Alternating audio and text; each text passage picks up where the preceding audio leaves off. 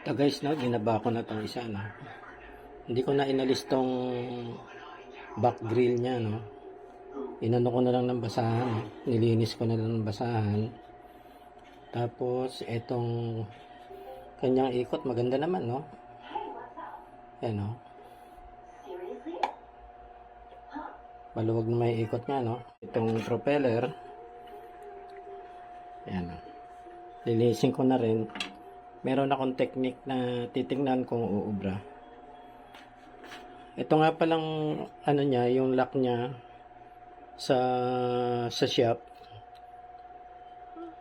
shafting niya, no. Ito yung lock dito sa harap.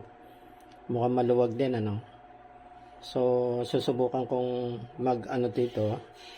Ibalot na muna na ng masking tape to, no, para sumikip siya dito sa thread ng ano ng etong lock. Okay, ano pa magagawa? Sa ano naman, wala nang problema yan sa motor. Kasi bago rin naman yung motor niya, bagong palit, no? Pero mukhang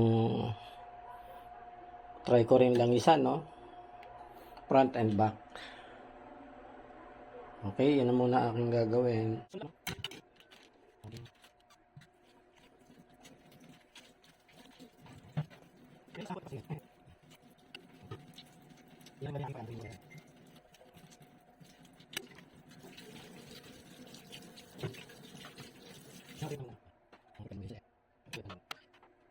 Patutuloy ko na lang muna.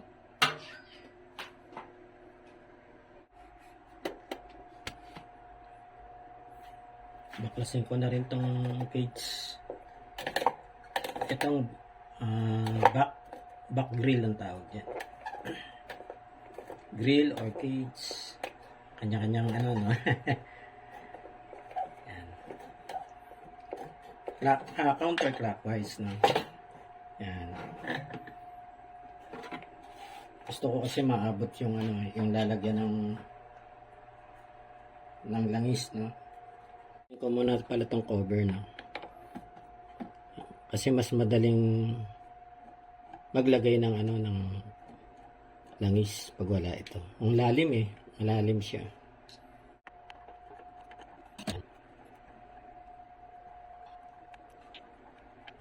Okay. So kitang kita na, no, yung lalangisa, no, dito lang sa gilid ng shaft. Lagyan natin. Yan. Mga 3 patak lang. Okay.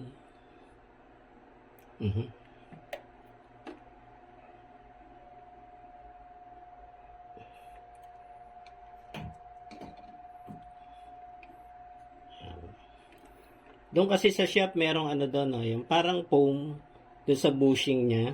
May foam doon, yun ang doon na pupunta yung ano, kailangan laging basa ng langis yun, no, yung pinaka foam niya sa loob. Yan. Okay, oh. Maganda naman. Tingnan natin dito sa likod, ha. Doon pala sa stand pan, di ko napakita yung likod, no. Mahirap kasi baklasin yan, yung gearbox nun, eh, ano eh, nakadikit.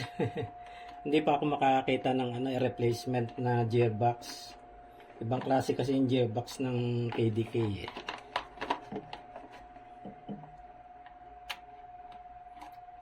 Hindi ko pala natanggal to. Itong holder ng ano, ng swing. Yung knob ng swing niya, swinger. So, okay, na-remove ko na tong etong knob ng swinger, no. So, may ano ko na yan, na iaangat ko na to. Tanggalin ko muna tong ano, capacitor.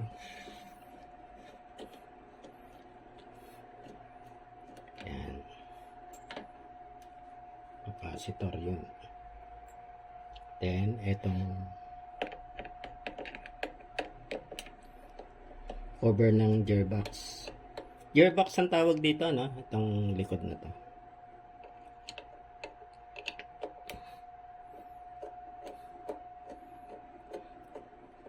Ingat lang kayo magtanggal dito kasi may spring, ay may, hindi ako nagkakamali doon sa ano, may, doon sa gitna na yan, no, may parang bulitas, dalawa, dito, oh. May dalawang bulitas. So, okay to, hindi natanggal. Tapos lalagyan ko na lang ng ano tong shop, dito, no, sa dalawa, tatlo. Yun. So, nalagyan ko na. Kakabit ko na ulit, no? Yan. Ito. Yun. Nakalimutan ko na yung mga term, no? Parang malagkit na grasa, grease, oh. Yun. Tapos ito naman dito. Tama ba?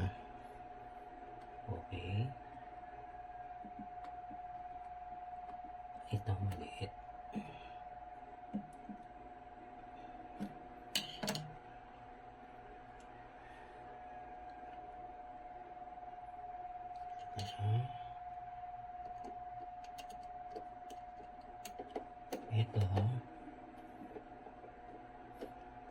Ito naka-permis na to dito. Yun. Yan. Ito pa lang sa baba. Yan. Okay.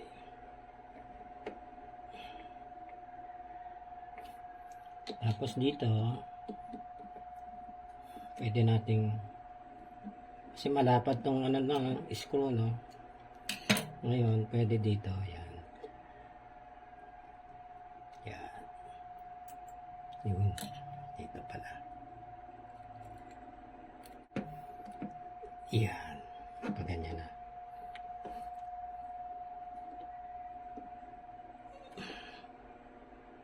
Tamang higpit lang. Ayun.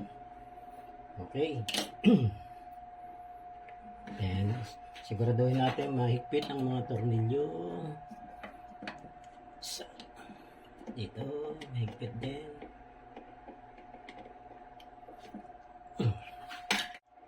Yan, nailagay ko na pala yung ano, no, yung sa harap, no, yung cover ng harap ito. 3 tornilyo lang siya. Tapos, ito naman likod. Itong likod naman,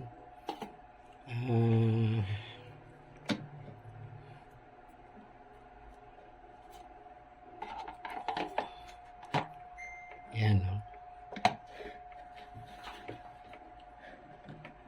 So, kung nandito camera, makikita nyo yung thread, no? Ay, yung tatamaan ng tornilyo.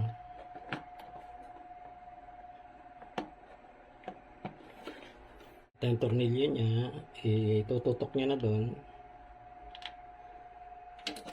Tapos,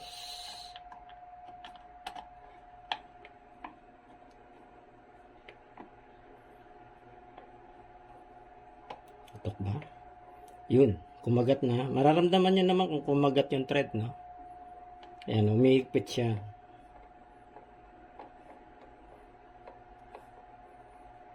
Ayan.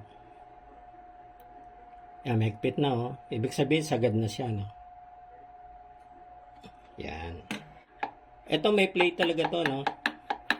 Hindi ko rin alam kung may effect yung play, no? Kasi yung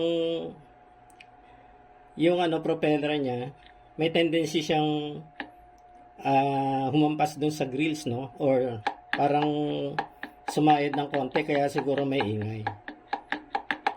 Pero mukhang okay naman, eh. So, ilalagay ko na tong ano niya, pinaka-knob ng swinger, gaganon ko na, no? Yan. Inaano lang naman yan, no? Ni-insert lang na ganun. Okay, so ayos na siya. Maganda ikot. Wala namang wiggle dito, no, sa shop, no? Pero dito may play talaga siya. Ay.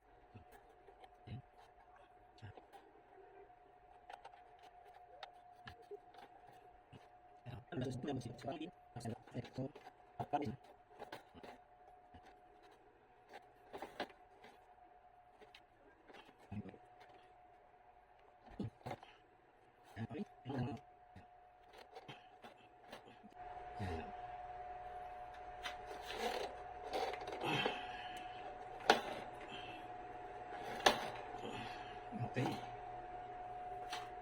Tapos yung sinasabi ko ito, nilagyan ko siya ng tape. Ayan, nilagyan ko ng tape, no? Tapos, ilalagay ko na yung propeller, no? Yung propeller may ano dito, no? May flat side, no? Ito. Tatapat din dito sa flat side nito. Ayan. Ayan. So, ganun.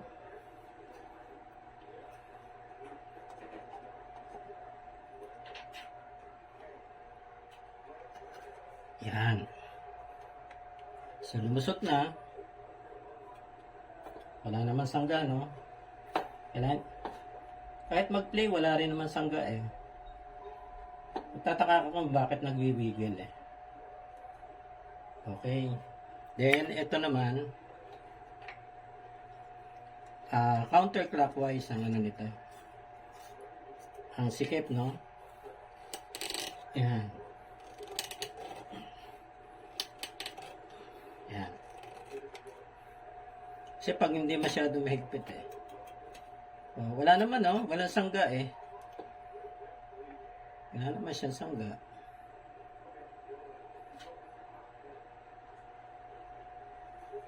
So, lalagay ko na ngayon yung ano niya, yung front.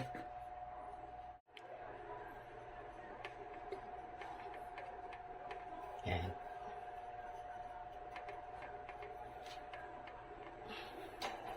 Okay. Maganda to di-clip, eh, no? Yan. Yan. Okay.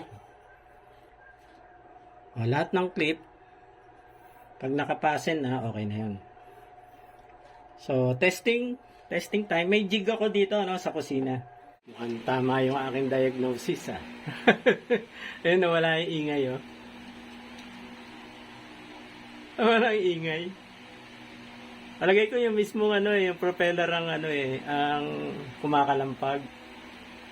Wala naman siyang side sa grills, no. Saka okay naman yung play ng ano niya, shaft. Tatanggalin ko na siya dito, ibabalik ko na dun sa labas, no. Guys, oh. Number 1 lang yan. Ang lakas ng hangin, no. Ayan. Wala na yung kumakalampag, oh.